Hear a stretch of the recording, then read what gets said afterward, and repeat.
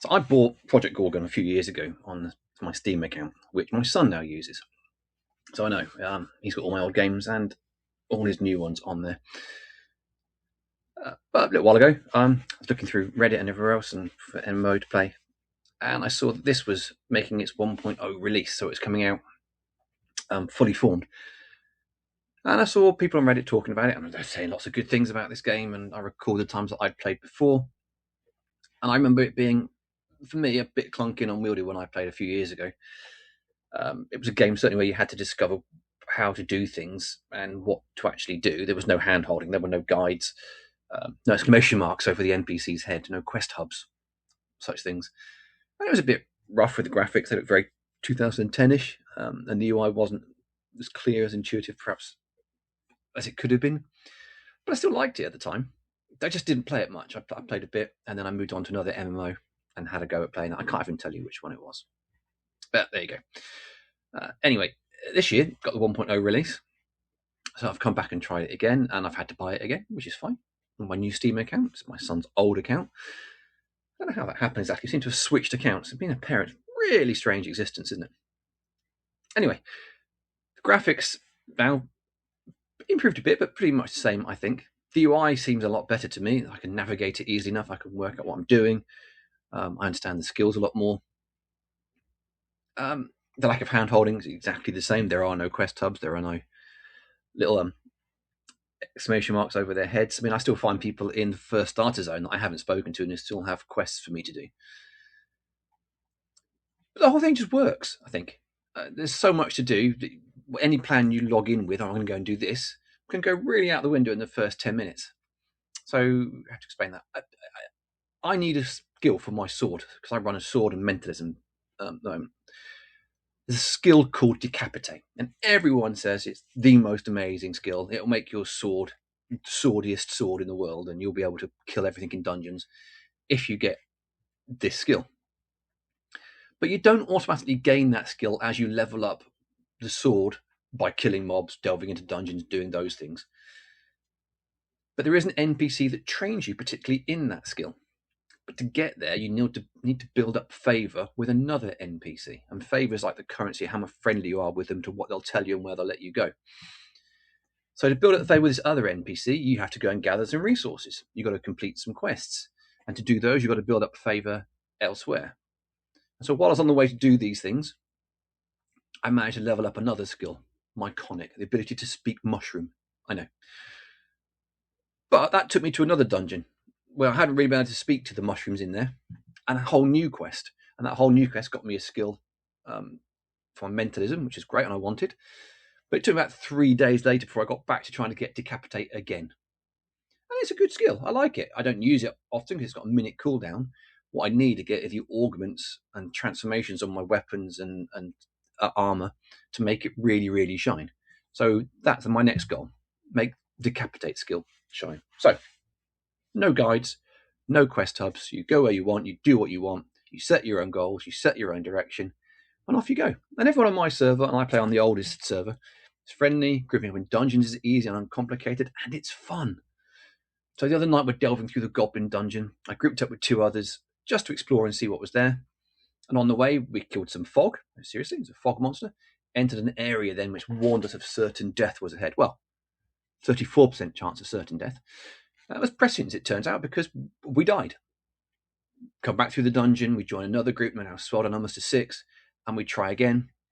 We get through, we fight the boss of the area, we died again, but this time we suffered a curse too. We were turned into deer.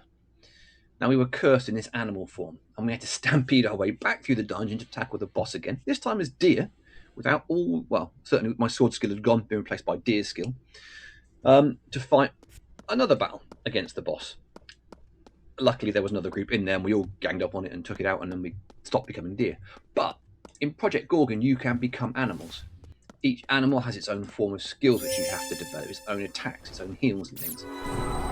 So, as a newly transformed deer, I had none of those. But you can choose to take on animal form. You could be a spider, a pig, a cow, a rabbit, I think, a spirit fox. I don't know what they all do. I haven't got them. But you can choose to take those forms on by developing favour, getting quests and doing those things. or for us, it was forced upon us.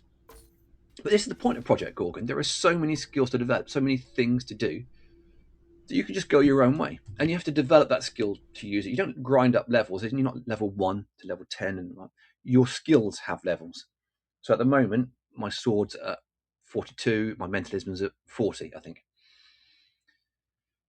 My fire magic's at about 5. Okay. There are 30 combat skills you can choose from. You can develop your own unique character by choosing these. And you can only use 2 at a time. And you have 6 attacks with each on your hotbars. Some of those skills synergize with others, some don't. But at the moment, at my level, it doesn't really matter. You can be whoever you want to be.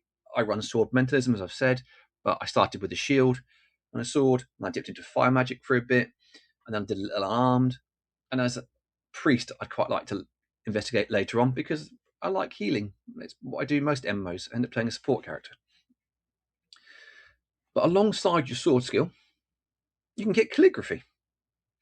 And writing on these scrolls gives you a buff, which lasts an hour or longer, and it can give you extra damage, give you a buff to your damage you're fighting, or it can give you a combination where you've got to press your attack skills in the right order, and it'll do some extra damage, or it will reduce the rage that monster's carrying around before they use their own special attacks.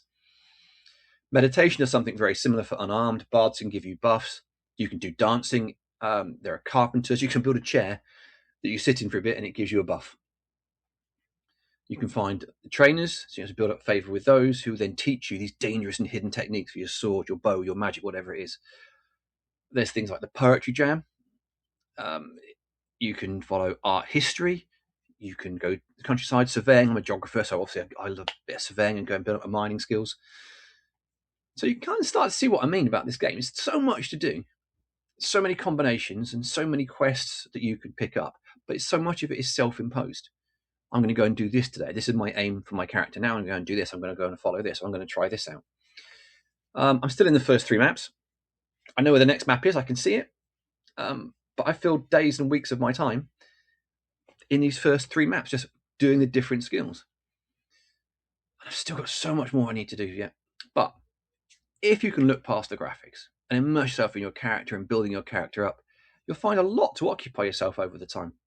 Times it can be overwhelming, so you might just pare it back and just going to go with what you're going to do, but just roll with it. Go for it.